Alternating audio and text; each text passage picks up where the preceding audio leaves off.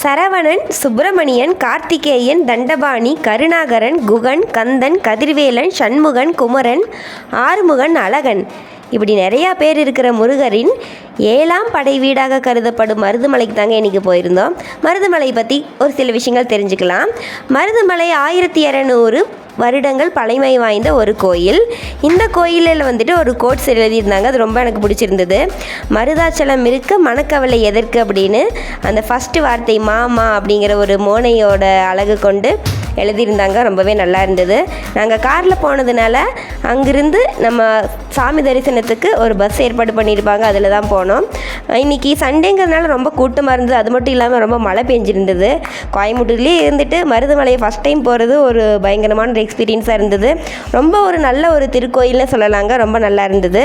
அங்கே வந்துட்டு பாம்பாட்டி சித்தர்களின் வந்துட்டு ஒரு பாம்பாட்டி சித்தர் இருந்தார். அவருடைய குகையும் அங்கே இருந்துச்சு. ஸோ அங்கே போனீங்கன்னா கண்டிப்பாக எல்லாத்தையுமே சுற்றி பார்த்துட்டு வாங்க. ஹில் வியூ ரொம்ப நல்லாயிருக்கும்.